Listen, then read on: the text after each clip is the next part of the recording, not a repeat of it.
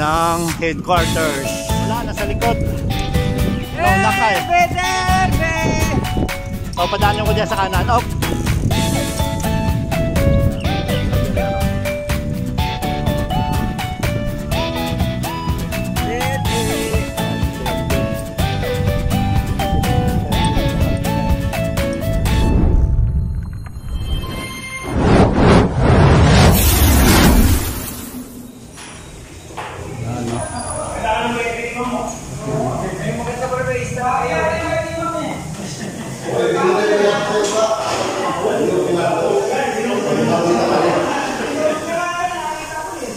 Sarado. Wala pa susi.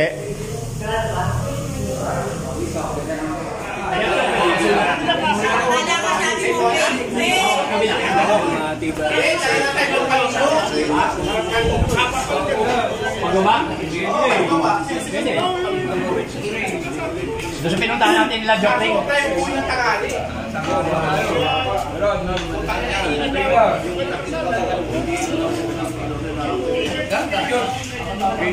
Okay, opening prayer na tayo. Ano si Brother Ray?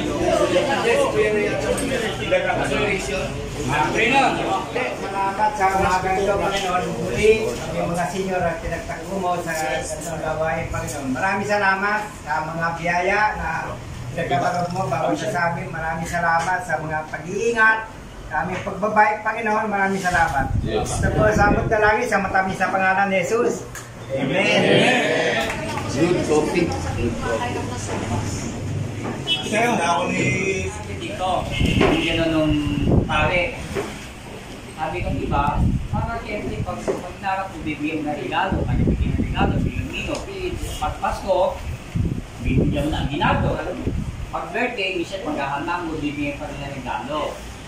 Ang sinabi ko ng pare ay mali yung pagkakalabi ng responsibilidad. Ganun ba na parang sabihin niyo pag namatay magulang niya kayo yung pangalawang magulang? Hindi po. Sabi ka na lang, ito ang totoong responsibilidad ng mga ninong. Dahil kapag ang tatay ng isang pamilya nakalimutan ipakilala ang anak sa Diyos, kayo bilang ninong ay ipakilala nyo yung inaanak nyo sa Diyos. Yun po yung targetation. Kaya maraming pamilya ngayon, sugay lang anak, masama yung anak, adik, kumaga lahat yung masama na yung panahon. Yung po ay hindi pagkakamali na nito, hindi pagkakamali ng pamilya, lalang-lalo ng tatay. Pagkamangalan, binigyan niya yung palibog ng anak para mamatay dahil sa ating mga kasalanan. Sabi naman ng John 3:16, For God so loved the world that He gave His only begotten Son, that whosoever believeth in Him should not perish but have everlasting life. So, nakasalalay ko na sa akin mo yung katawaran. Kaya dakilang Diyos sa darating po si Mana Santa, nawa po magkaroon po ng pagkakataon ng bawat na ipakilala ang Jesus na aming Panginoon at tagapagligtas sa bawat anak at bawat apo. Diyos muli ay aming ang papuli at salamat kami ng pagbulat sa pangalan ko ron, mga kapangyarihan para ng Jesus na aming Panginoon at tagapagligtas at magsabi ng Amen! Talagang aksidente po yun. Nga lang, may iwasan sana natin yun mga ganun na, kasi yung patindig araw, talagang ano yan. Siksikan talaga niya sa patindig, tsaka masikip. Bukandala. Yung galing na Bukandala, palabas ng Aguinaldo Highway. Haba ng patindig. Ang lesson learned lang, pagka nasa gilid tayo, dapat manatili tayo sa gilid. Yung bike lane na yun. Kaya ang yan na lang nakakita talaga siyang tinitigan niya. Kulay ka rito, pagpangga kasi sa kanya, yung paa niya ito. Sanday niya yung motor, ay yung bike. Umatang ito, dito gumulong talaga yung gulong ng SUV. Tapos pagdating ito ng gulong, Huminto. atras. Nahinto. Ito na ni Kuya Ado na niya, pinakamayos. Kaya bumalik pa ulit. Parang hindi ko. Pero tibay ha. Tibay, ang bumigay yung bisikleta. Nabalik yung bike, pero yung tuhod niya, inawakan ko agad. Balik ba Kuya Ado? Hindi, yung bike mo nabali. Tibay talaga kung matanda na. Yung ano kasi, yung pedal ng bike ni Kuya Ado, tapos ito yung gulong. Nakaganon yung gulong. Kumbaga, ang pumigil doon sa gulong, yung pedal. Tapos nandito yung hita. Kaya naipit eh, kasi hindi nakatawid yung gulong eh. Tapos nandito yung hita. Kaya yung pedal ang nasira eh, pedal eh. Kumalang mo sa pedal. Kaya yung gulong na natili ko sa hita ni Kuya Ado na tagalan. Kaya nung inatras, doon mo nakita yung itsura talaga ni Kuya Ado. So, yun lang no. Ang ano natin doon, ang lamang lang natin doon, nasa bike lane siya, nasa gilid. Tapos, tinunan ko agad kung saan nakapwesto si Kuya Ado, kanyari ito yung kanto. Tinunan ko agad yung pagkabagsak niya, tapos yung forma ng SUV, lamang na si Kuya Ado, nakalampas na. So talaga may kasalanan yung sasakyan talaga. Kaya hindi ko pinalampas eh, yung kuha ng litrato.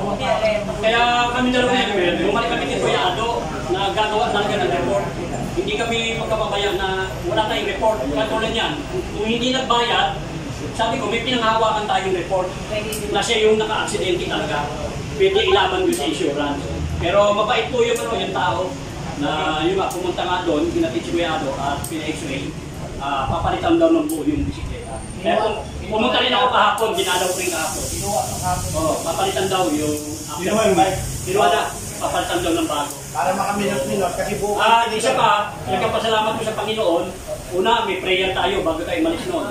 Pangalawa, Christian din po yung naka-aksidente. Biker din natin, di ba? Biker din. Kaya wala tayong dapat ipangamba. No? Salamat tayo sa Panginoon. Ganun lang yung talaga gas-gas lang. Pero nga, may iwasan natin kung talagang mag-iingat tayo, no? Kaya Kuya Wilson nga, kaya sabi ko sa iyo, yung lagalagari mo na ganyan, yung lumalabas ka sa bike lane, pag nabangga ka, wala kang laban eh. Kaya kailangan lang nila sa loob. Piloton lang eh. Pero so time na yan, nasa mga long ride, may time na heavy traffic. Pag hindi ka papasta sa linya na yan, hindi ka makalit. So, mag-wait ka dyan. Kailangan, parang kada bigulang. Mga gano'n. Hindi ang iwasan natin. Kaya hindi maiwasan yung gano'n. Pero, Kayang iwasan yun.